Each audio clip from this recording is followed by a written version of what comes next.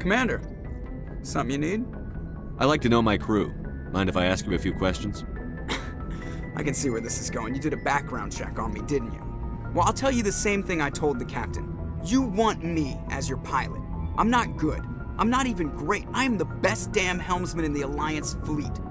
Top of my class in flight school, I earned that. All those commendations in my file, I earned every single one. Those weren't given to me as charity for my disease. I'm sorry, Joker. I didn't even know you were sick. You mean you didn't know? Oh, crap. Okay, I've got Vrolik syndrome, brittle bone disease. The bones in my legs never develop properly. They're basically hollow, too much force and they'll shatter. Even with crutches and my leg braces, it's hard to get around. One wrong step and crack! It's very dramatic, but I've learned to manage my condition, Commander. Put the Normandy in my hands and I'll make her dance for you. Just don't ask me to get up and dance unless, you like the sound of snapping shin bones. Why does everyone call you Joker? It's a lot shorter than saying Alliance Flight Lieutenant Jeff Moreau. Plus, I love to make little children laugh. You're dodging the question. Look, I didn't pick the name. One of the instructors in flight school used to bug me about never smiling. She started calling me Joker, and it stuck. Why didn't you ever smile? Hey, I worked my ass off in flight school, Commander. The world's not gonna hand you anything if you go around grinning like an idiot. By the end of the year, I was the best pilot in the academy, even better than the instructors, and everybody knew it. They'd all got their asses kicked by the sickly kid with the creaky little legs. One guess who was smiling at graduation? I need to know more about this Vrolik syndrome if I'm putting my ship in your hands. Yeah, of course you do. It's an extremely rare condition. Nobody knows exactly what causes it. Genetic, maybe. It's treatable, but there's no cure. They classify my case as moderate to severe. I was born with over a dozen fractures, hip, thighs, ankles. My bones were already breaking in the womb. 100 years ago, I wouldn't have survived past my first year. Lucky for me, modern medical science has turned me into a productive member of society. You're not gonna break a bone trying to fly the ship, are you? I don't fly with my feet, Commander, so I'm fine as long as I'm in this chair. I gotta be real careful when I get up to take a piss, though. I can do my job as well as anyone on the ship. Better, actually. So don't worry about it. I have to go. If anyone has to take over for Captain Anderson, I'm glad it's you. I'm not sure about having non-humans on our ship, though. We're all on the same team here, Presley.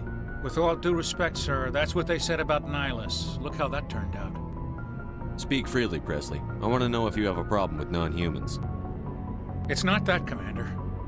Humanity has always handled its own problems. Saren attacked one of our colonies. We should be the ones to stop him. We don't need their help. Some people think asking for help is a sign of weakness. That's just being stupid and stubborn. No matter how strong you are, allies can make you stronger. I guess so. Maybe I'm just stuck in the old ways of thinking. But don't worry, Commander, this won't be a problem. How did you end up assigned to the Normandy? I signed up with the Alliance as a navigator right out of school, following in my grandfather's footsteps, I guess. My first posting was on the Agincourt. We were one of the first reinforcements to arrive at Elysium after the Blitz hit, and those raiders were no match for an Alliance frigate. Of course, the only reason the colony was still standing was because of you, Commander. I can't believe you held out as long as you did. How'd you end up on the Normandy? I got my officer's commission after Elysium. Must have made an impression on the right people. Captain asked for me when he was picking his crew. Carry on, Presley. Yes, sir. Thanks for bringing me on board, Commander. I knew working with a Spectre would be better than life at CSEC. Have you worked with a Spectre before? Well, no, but I know what they're like. Spectres make their own rules. You're free to handle things your way. At CSEC, you're buried by rules. The damn bureaucrats are always on your back. Being a Spectre does have its advantages. Exactly my point. If I'm trying to take down a suspect, it shouldn't matter how I do it, as long as I do it. But CSEC wants it done their way. Protocol and procedure come first. That's why I left. So you just quit because you didn't like the way they do things? There's more to it than that. It didn't start out bad, but as I rose in ranks, I got saddled with more and more red tape. CSEC's handling of Saren was typical. I just couldn't take it anymore. I hate leaving. I hope you made the right choice. I'd hate for you to regret it later. Well, that's sort of why I teamed up with you. It's a chance for me to get off the Citadel, see how things are done outside CSEC. Either way, I plan to make the most of this. And without CSEC headquarters looking over my shoulder, well, maybe I can get the job done my way for a change. As long as you do your job well, you're free to go about your business as you see fit. Thank you, Commander. Nice ship you've got, Shepard. What can I do for you? What's your story, Rex? There's no story. Go ask the Quarian if you want stories. You Krogan live for centuries. Don't tell me you haven't had a few interesting adventures. Well, there was this one time the Turians almost wiped out our entire race. That was fun. I heard about that. You know, they almost did the same to us. It's not the same. It seems pretty much the same to me. So your people were infected with a genetic mutation? An infection that makes only a few in 1,000 children survive birth? And I suppose it's destroying your entire species? I suppose it isn't all the same. I don't expect you to understand, but don't compare humanity's fate with the Krogan. Sorry, Rex. I wasn't trying to get you upset. Your ignorance doesn't upset me, Shepard. As for the Krogan, I gave up on them long ago. The genophage infected us, but it's not what's killing us. What can you tell me about the genophage? Ask the Solarians if you want details. They made it. All I know, it makes breeding nearly impossible. Thousands die in stillbirth, and most never get that far. Every Krogan is infected, every one. And no one's rushing to find a cure. Why don't the Krogan try to find a cure? When was the last time you saw a Krogan scientist? You ask a Krogan, would he rather find a cure for the genophage or fight for credits? He'll choose fighting every time. It's just who we are, Shepard. I can't change that. Nobody can. Are your people really dying? We're sure not getting any stronger. We're too spread out. None of us are interested in staying in our own system. Lots of species have left their homes and prospered. But they go to colonize new worlds. We're not settlers. We're warriors. We want to fight. So we leave. Hire ourselves out. And most of us never go back. So long, Rex. Your ship's amazing, Shepard. I've never seen a drive core like this before. I can't believe you were able to fit it into a ship this small. I'm starting to understand why you humans have been so successful. I had no idea Alliance vessels were so advanced. The Normandy's a prototype. Cutting-edge technology. A month ago, I was patching a makeshift fuel line into a converted tug ship in the flotilla. Now, I'm sitting on board one of the most advanced vessels in Citadel space. I have to thank you again for bringing me along. Traveling on a vessel like this is a dream come true for me. I had no idea you found ship technology so interesting. It comes with being a Quarian. The migrant fleet is the key to the survival of my people. Ships are our most valuable resource. But we don't have anything like this. We make do with cast-offs and second-hand equipment. We just try to keep them running for as long as we can. Some of the fleet's larger vessels date all the way back to our original flight from the Geth. I can't believe your fleet's still using ships that are 3 centuries old. They're constantly being repaired, modified, and refitted. They aren't pretty, but they work. Mostly. We've tried to make ourselves as independent as possible on the flotilla, grow our own food, mine and process our own fuel. But some things we just can't make on our own. A patch to maintain the hull integrity requires raw materials we just don't have. That's why our pilgrimages are so important. I want to know more about the pilgrimage. When my people reach maturity, we leave our birth ships and seek acceptance with a new crew. It's necessary to maintain genetic diversity among the fleet. But no ship wants to accept someone who will be a burden on them. So, to prove our worth, we embark on a pilgrimage. We set out alone, leaving the flotilla and our families behind us. We only return once we have found something of value we can bring back to the fleet. This is presented as a gift to the captain of the respective ship we wish to join. If the gift is accepted, we are welcomed into the crew. Can a captain choose to reject the gift? That doesn't happen often. Most captains are eager to increase the size of their crew. It increases their own standing in our society. Even when the gift is not particularly valuable, the captain usually accepts it out of a sense of tradition. However, there is a stigma to presenting a substandard gift. It's not the best way to make a good impression on a new community. Most pilgrims don't return until they find something worthwhile. I can't believe they just send you off alone. It's not like they just cast us out. Before we leave, we are given lessons in how to survive outside the flotilla, and given gifts to help us on our journey. We also receive implants to fight off sickness and disease. Generations of living in an isolated and highly controlled environment have left our immune systems weaker than most. By the time we leave the fleet, we are well equipped for the pilgrimage. This is a rite of passage for all Quarians. If it were dangerous, our numbers would suffer. Virtually every pilgrimage ends with a triumphant return and the ritual presentation of the gift to one of the fleet's captains. I want to talk about something else. Like what? Tell me about your people.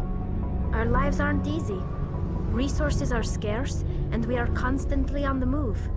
Everything we do must in some way contribute to the continuation of the migrant fleet.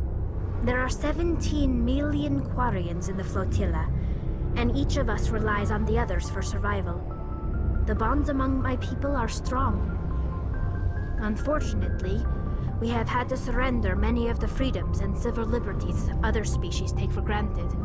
What kind of freedoms? Well, it's illegal for parents to have more than one child. If our population grows too much, it would strain our resources to their breaking point. Of course, we also can't allow our numbers to become too few. If our population is in decline, the rule against single births is temporarily repealed.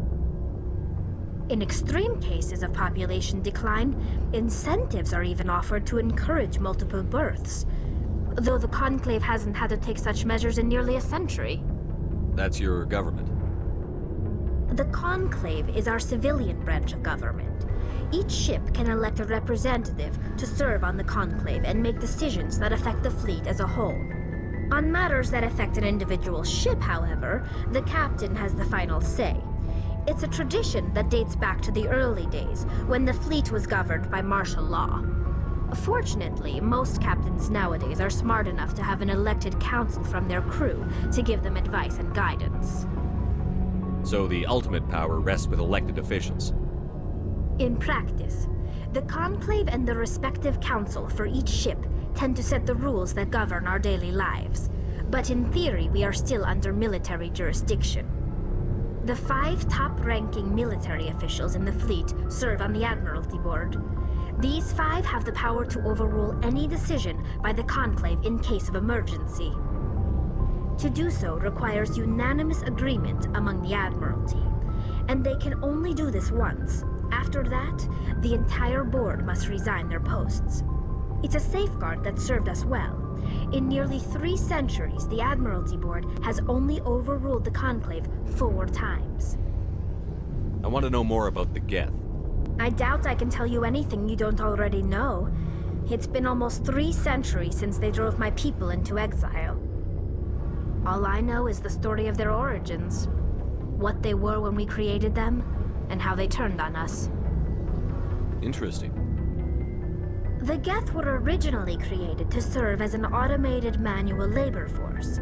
Initially, their intelligence was as limited as any VI. Over time, we made small modifications to their programming to allow them to perform more varied and complex tasks, bringing them closer and closer to true AI status.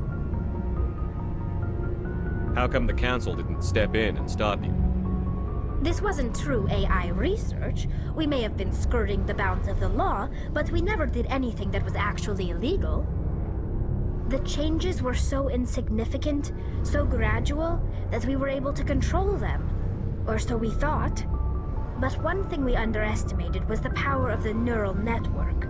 A million Geth thinking simultaneously created an inherently unstable matrix. So, the Geth share brain power?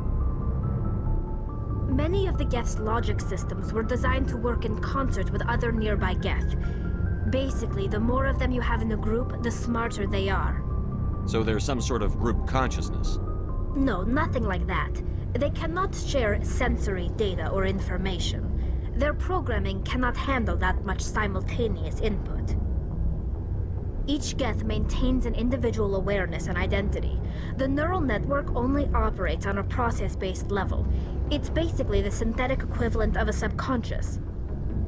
But when they're in close proximity, they can coordinate low-level functional processes, freeing up more capacity for original or independent thought. That doesn't make any sense. I'm probably oversimplifying. The Geth are incredibly advanced and complex creations. All you need to know is that they get smarter when they gather in large numbers. As we built more and more Geth, their effective intelligence became more sophisticated, more abstract. One day, a Geth began to ask its Quarian overseer questions about the nature of its existence. Am I alive? Why am I here? What is my purpose?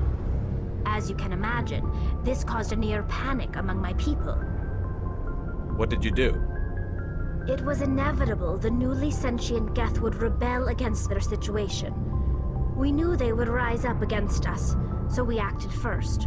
A general order went out across all Quarian-controlled systems to permanently deactivate all Geth. The Geth responded to this order violently. You can't blame them for fighting for their survival.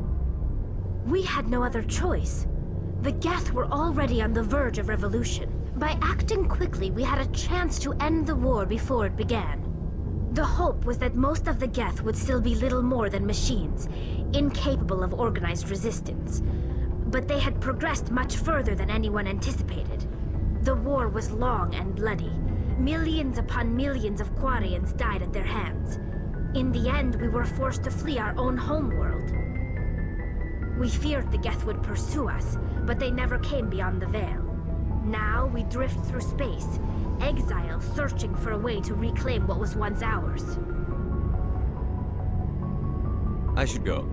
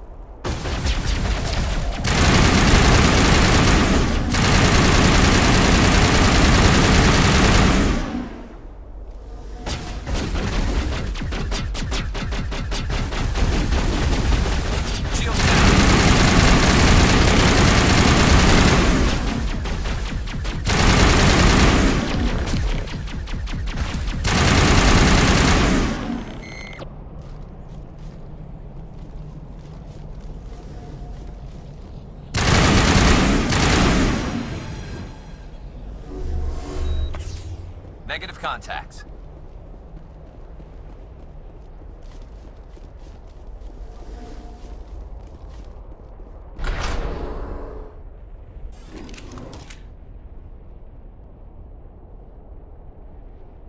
Can you hear me out there? I'm trapped. I need help. Are you okay? What happened to you? Listen, this thing I'm in is a Prothean security device. I cannot move, so I need you to get me out of it, all right? How'd you end up in there? I was exploring the ruins when the Geth showed up, so I hid in here. Can you believe that? Geth beyond the veil! I activated the tower's defenses. I knew the barrier curtains would keep them out. When I turned it on, I must have hit something I wasn't supposed to. I was trapped in here. You must get me out, please! Your mother is working with Saren. Whose side are you on? What? I am not on anybody's side. I may be Benezia's daughter, but I'm nothing like her. I have not spoken to her in years. Please, just get me out of here. We just need to figure some way past this energy field. It's a Prothean barrier curtain. I knew it would keep me safe from the Geth. When I turned it on, I must have hit something I wasn't supposed to. I was trapped in here. You must get me out, please. We'll find some way to help you. There is a control in here that should deactivate this thing. You'll have to find some way past the barrier curtain. That's the tricky part. The defenses cannot be shut off from the outside. I don't know how you'll get in here. Be careful. There is a Krogan with the Geth. They have been trying different ways to get past the barrier.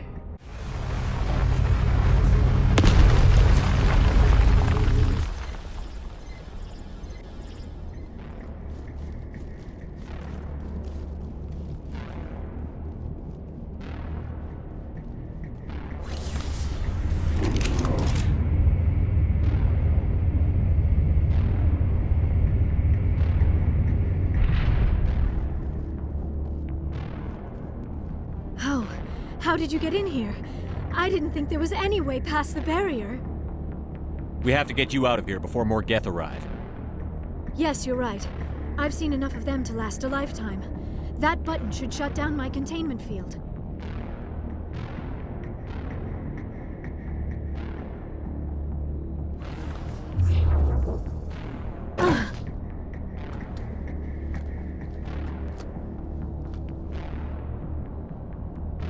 Any idea how we get out of this place?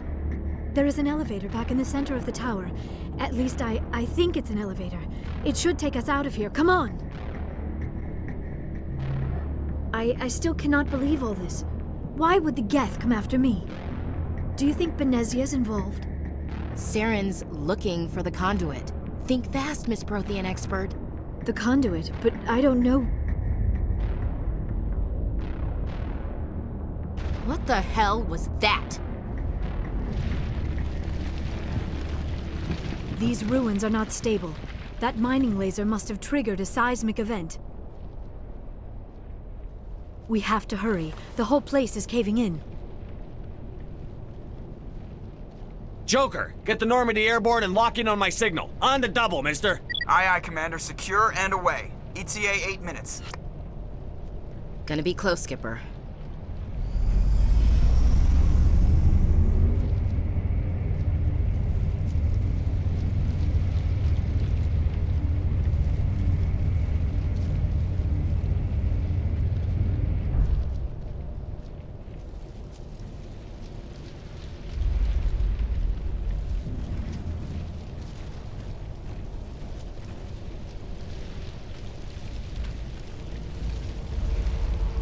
Surrender. Or don't. That would be more fun. We don't have time to deal with this idiot. Charge! I like your attitude.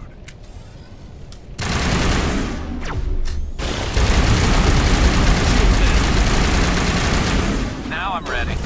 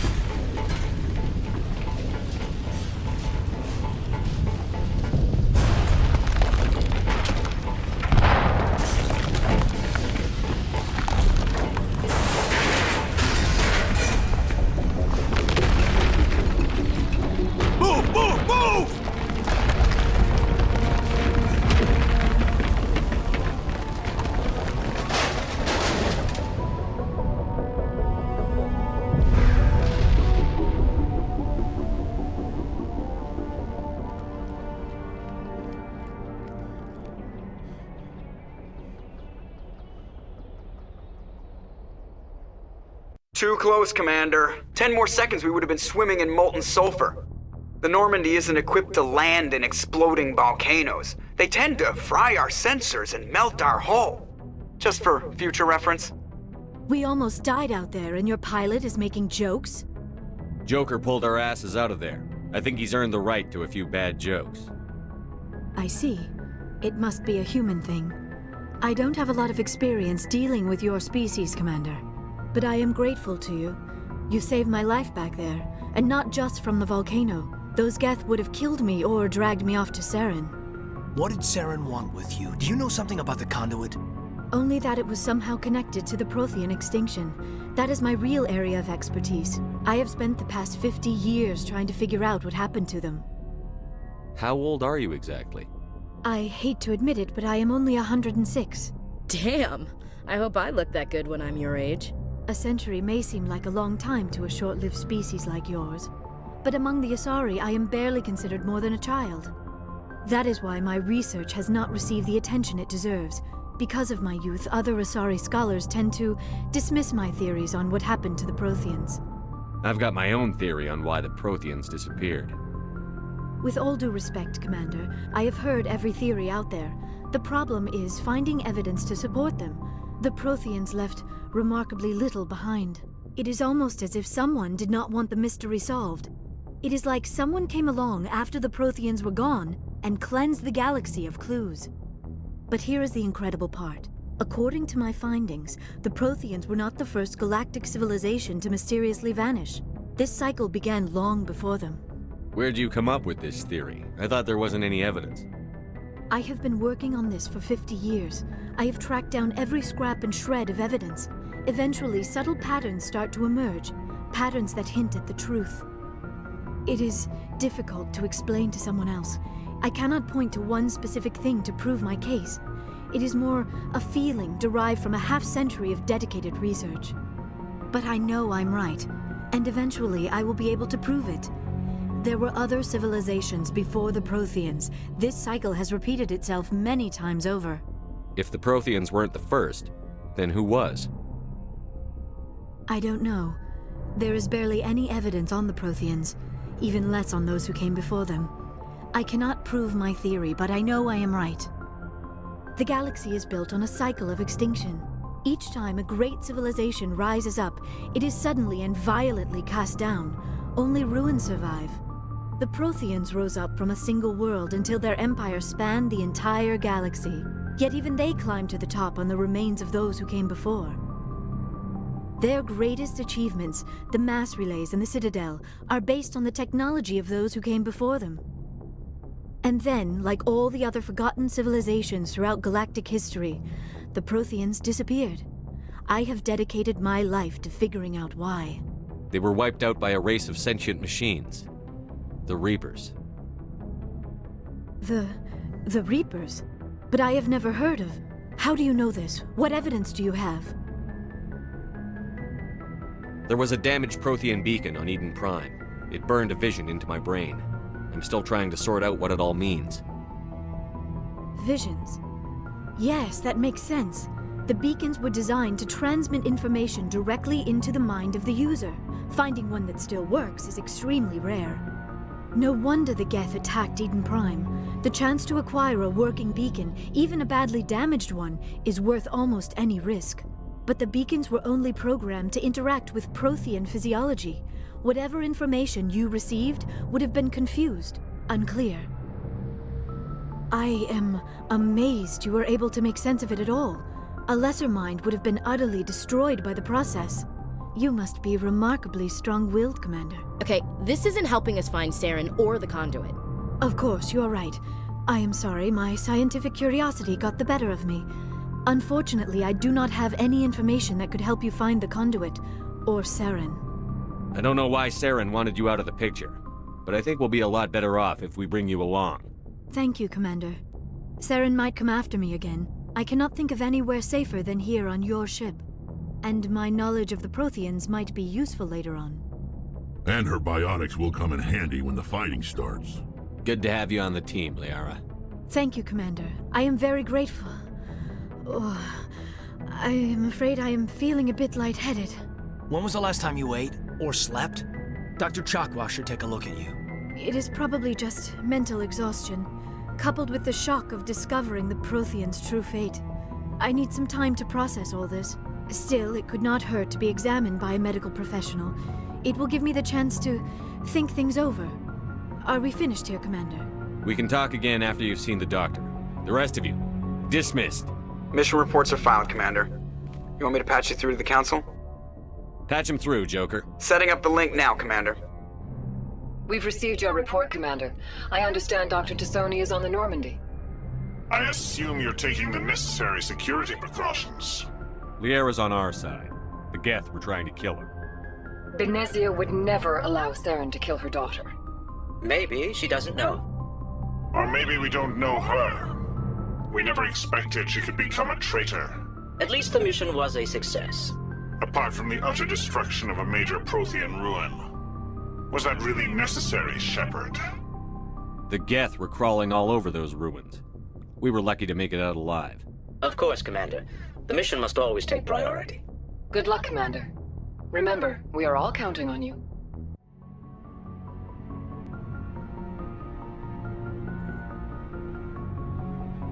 Anything you need, Commander? Just trying to get a sense of where the crew's at. Thoughts? Is this an official evaluation, Commander? Or off the record? Alenko, when it's just you and me, you can consider it off the record. That's a generous attitude. Okay. I think there's something wrong with all this. This Saren is looking for records on some kind of galactic extinction, but we can't get backup from the Council? Sorry, Commander. There's writing on the wall here, but someone isn't reading it. The Council doesn't want to believe anything's wrong. I'd call it human nature, but... I hear you. It just seems like a group that's been around as long as the Council should see this coming. Sorry if I got too informal. Protocol wasn't a big focus back in Bot. Tell me about it. Biotic acclimation and temperance didn't last past the airlock. To the kids they hauled in, it was brain camp. Sorry, hauled in is unkind. We were encouraged to commit to an evaluation of our abilities so an understanding of biotics could be compiled. There are worse results of accidental exposure to Element Zero in the womb. Beats the brain tumors some kids grew up with. Is there some question about how you were exposed? My mother was downwind of a transport crash. It was before there were human biotics, a little after the discovery of the Martian ruins. It only gets iffy around 63 when Kinetics was running out of first-gen subjects. Until then, they'd relied on accidentals.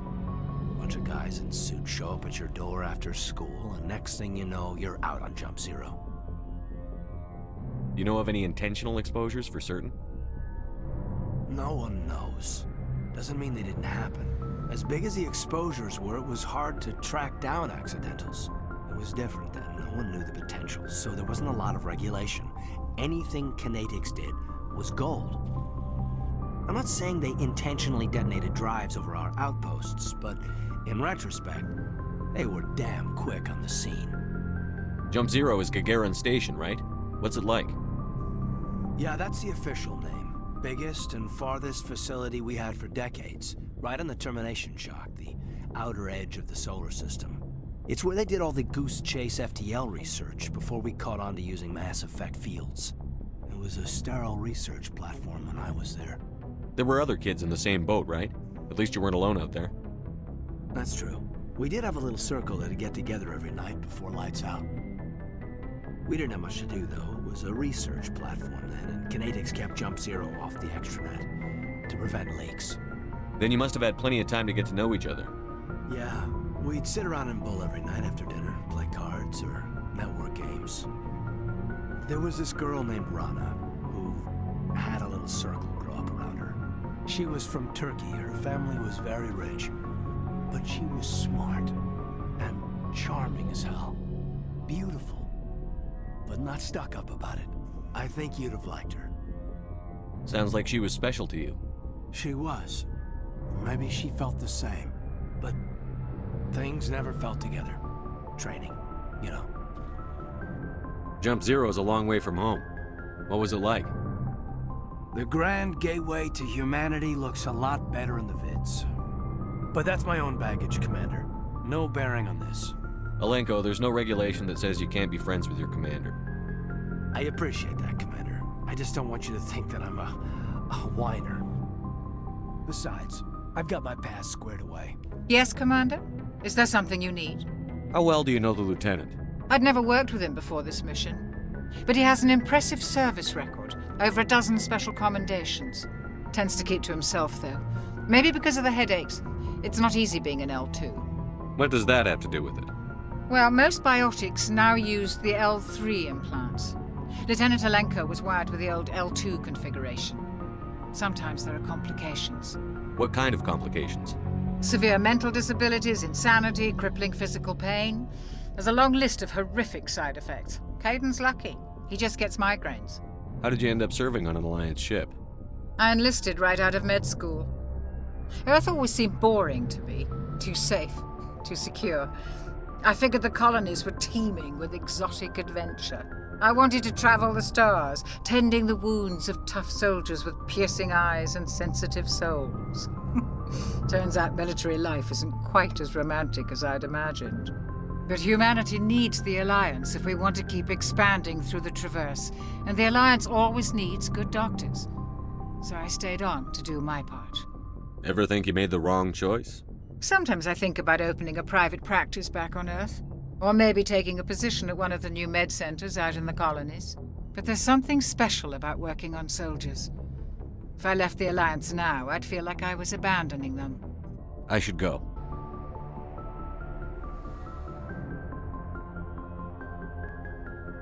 Commander, are you coming to check up on me? You look much better. How are you feeling? Dr. Chakwas assures me I am going to be fine. I was impressed with her knowledge of Asari physiology. You're in good hands. Dr. Chakwas knows what she's doing. I never properly thanked you for saving me from the Geth, Commander.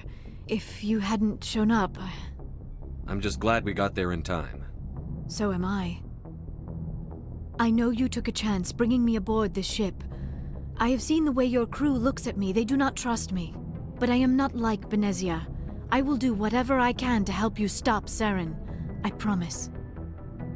Don't worry, Liara. I trust you. I know you won't let me down. It means a lot to hear you say that, Commander. Thank you. Tell me about yourself, Liara. Me? I am afraid I am not very interesting, Commander. I spend most of my time on remote digs, unearthing mundane items buried in long-forgotten Prothean ruins. Sounds dangerous. And lonely. Sometimes I would run afoul of indigenous life forms or stumble across a small band of mercenaries or privateers, but I was always careful.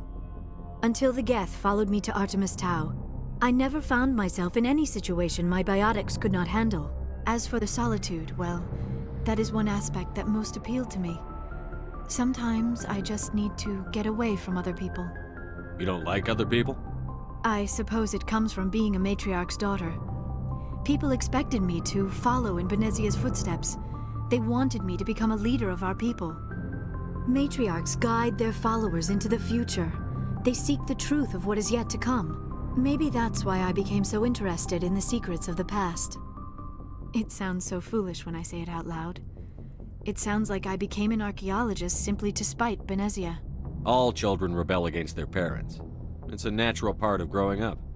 Aha, you share the wisdom of the matriarch, Shepard. That is exactly what Benezia said when I told her of my decision. But there was more to it than that. I felt drawn to the past. The Protheans were these wondrous, mysterious figures. I wanted to know everything about them. That is why I find you so fascinating. You were marked by the beacon on Eden Prime. You were touched by working Prothean technology. Sounds like you want to dissect me in a lab somewhere. What? No, I did not mean to insinuate. I never meant to offend you, Shepard. I only meant that you would be an interesting specimen for an in-depth study. No, that's even worse. Calm down, Liara. I was only joking. Joking? Oh, by the goddess, how could I be so dense? You must think I am a complete and utter fool. Now you know why I prefer to spend my time in the field with data disks and computers. I always seem to say something embarrassing around other people. Please, just pretend this conversation never happened. Do you know why Benezia joined up with Saren? I don't understand it. She was always outspoken about the need for the Asari to become more involved in shaping galactic events. Maybe she thought allying herself with Saren would somehow be for the greater good in the long run. At least I hope so. This hurts you, doesn't it? None of this makes any sense to me. I have not spoken to Benezia in many years, but I know her, and this was not like her. Something changed. I'd like to know more about the Asari. We were the first species to discover the Citadel. We were instrumental in forming the Council, and we always strive to be the voice of peaceful cooperation in galactic disputes. My people believe we are all part of a single galactic community. Each species contributes something to the greater whole. Although we seek to understand other species, it seems few of them seek to understand us. The galaxy is filled with rumors and misinformation about my people. Like what? Most of the inaccuracies are centered around our mating rituals. My species is monogendered. Male and female have no real meaning for us. We still require a partner to reproduce. This second parent, however, may be of any species and any gender. I don't understand. Your species can mate with anyone? Mating is not quite the proper term, not as you understand it. Physical contact may or may not be involved, but it is not an essential element of the union. The true connection is mental. Our physiology allows us to meld with other beings. We can touch the very depths of their minds. We explore the genetic memory of their species. We share the most basic elements of their individual and racial identities. We then pass these traits on to our daughters. It is how we learn to grow as a species and how we develop a greater understanding of other races. What happens to your partner after the union? Every relationship is different. Some unions are a single encounter with both parents parting ways afterwards. Others can be more long-term. Sometimes an Asari and her partner will stay together for many decades. Do you know who Matriarch Benezia chose as her partner? She rarely spoke of her partner. Though I know my father, if you want to use that term, was another Asari. I thought you always needed another species to serve as one of the parents. Think about it, Shepard. If we were not able to mate with our own species, we would have died out long before we ever mastered spaceflight and left our homeworld. Union with our own kind is no longer common, not for the purposes of reproduction. Most Asari believe it weakens our species. Asari daughters inherit racial traits from the father species. If both parents are Asari, then nothing has been gained, or so conventional wisdom would hold. I am what is sometimes called a pureblood. Though no Asari would ever be cruel enough to say the word to my face, it is a great insult among my people. It is possible Benezia's partner was embarrassed by their union. She may have been too ashamed to publicly acknowledge me as her offspring. Maybe she wanted to meet you but couldn't. Something could have happened to her. Maybe she passed away. You might be right. I hope you are. But I have no way to know for sure. Benezia never spoke of her partner. Whatever happened, it caused her too much pain to dwell on it. She raised me by herself, though that is not uncommon. Many Asari raise their children alone, particularly if the father species is short-lived. Often the partner will pass on long before the child reaches maturity. You Asari live for 1,000 years. What happens when your partner dies? Few sapient species live as long as my kind. We have learned to take a philosophical approach to our unions. We do not focus on the inevitable loss of our partners. Instead, we enjoy the time we spend with them. And even after they're gone, a part of them lives on in us. The union is a connection that transcends both time and space. I should go. So, we've got Saren on the run. It won't be long now. Saren's good, but I'm better. Good. He's rotten. To the core. I could tell as soon as I met him. Why didn't you tell me this sooner? I would've if I thought it was important. I think I'd like to hear about it just the same. This was a while ago. A bunch of mercs were bragging about a job out near the edges of the Terminus systems. They said it paid well and the boss was never around to ride them. They said he was looking for more men, too. So I checked it out. I didn't know Saren was openly recruiting mercs. It wasn't that open, and he only showed his face once. We'd been raiding ships in the area for months when we took out this massive cargo freighter. Our biggest haul yet. I was on board checking bodies for valuables, looking for some extra credits. That's when I saw him. What did Saren want with the ship? I don't know what he wanted. He was just moving through the ship, watching. Couple of the mercs called him by name, but he never spoke to them. Never spoke to anyone. I had a really bad feeling about him, so I got the hell out. Didn't even wait to get paid. What kind of cargo was the freighter carrying? What was Saren after? I don't know. All I saw on that ship was food and medical supplies. There were some basic weapons, but nothing big. If there was anything of value on that ship, I didn't see it. That's why I didn't mention it sooner. Whose ship was it? It was a Volus trading vessel. Big one. Lots of guards. But they were no match for us. That's the only time you saw him? Yeah. Didn't even know who he was. Still wouldn't if I hadn't joined up with you. But my instincts were right. Every other merc on that mission turned up dead within a week. Every damn one. So long, Rex. Commander, how are you? Why did you want to be a C-Sec officer in the first place? That's a good question. There were several reasons, I guess. Like what? Probably the same as most officers. I wanted to fight injustice, wanted to help people. I guess my father had something to do with it too. He was C-Sec, one of the best. I grew up hearing about his accomplishments or seeing his picture on the vids after a big arrest. He's taking my resignation pretty hard. That's tough, but you'd think he'd be impressed you're going after Saren. My father's a C-Sec man to the bone. Do things right or don't do them at all, he says. He thinks I'm being too rash, too impatient. He's worried I'll become just like Saren. He actually talked me out of becoming a Spectre when I was younger, for the same reasons. You were asked to be a Spectre? Well, I was targeted as a possible Spectre candidate. Me and about 1,000 other Turian military recruits. I could have received special training, but my father didn't like it. He despises the Spectres. He hates the idea of someone having unlimited power with no accountability. He wouldn't like you, Commander. No offense. I suppose I can understand his concern. You can. But Saren's not going to play by our rules, C-Sec's rules. If you want to nail Saren, you need to send someone who isn't restricted by policies and procedures. You're a quick learner, Garrus. We'll beat him at his own game. It's the only way to stop someone like him. I'm right behind you, Commander.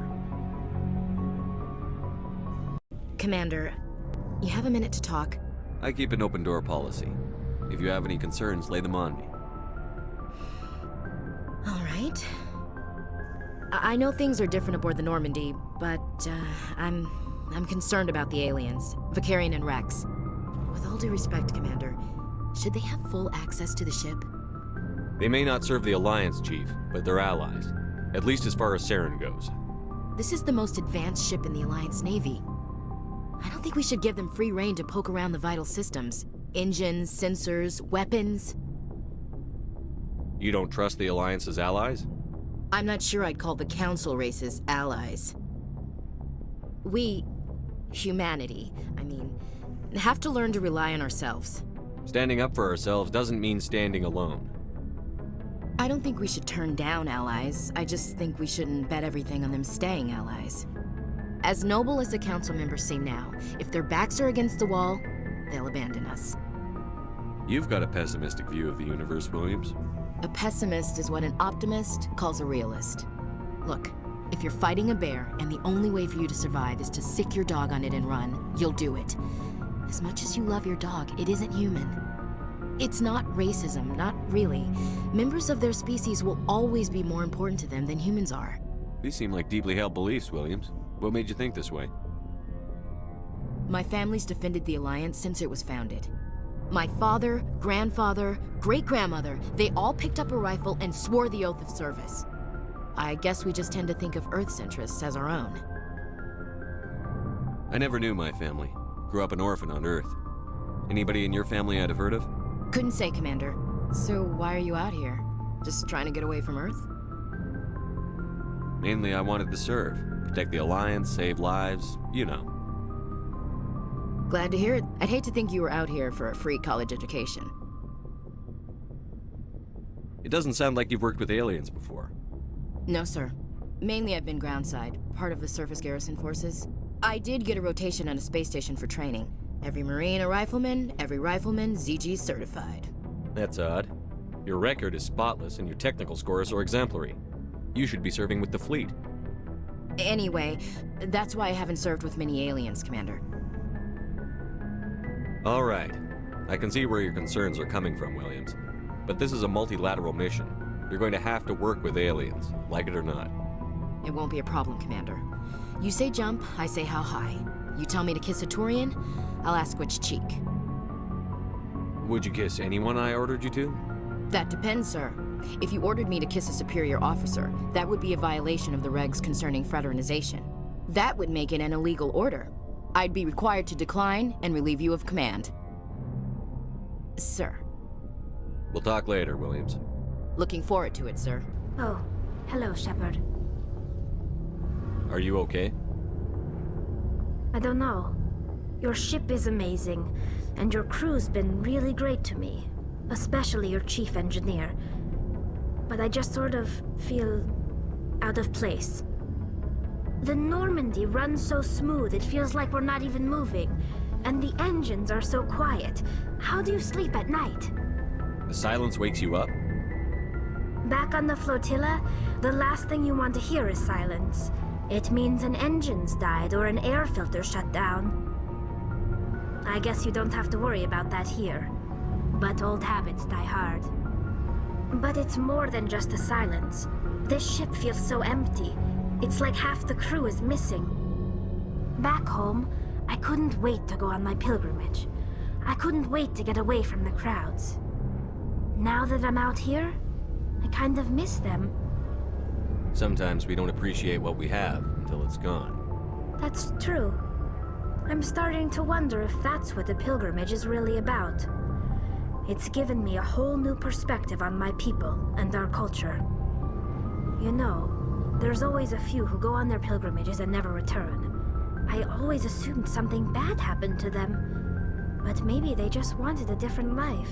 You do plan to return to the migrant fleet, right? I could never abandon my people, Shepard. I will go back eventually. But we have to stop Saren first. Otherwise, I might not have a home to go back to. I should go. See you later.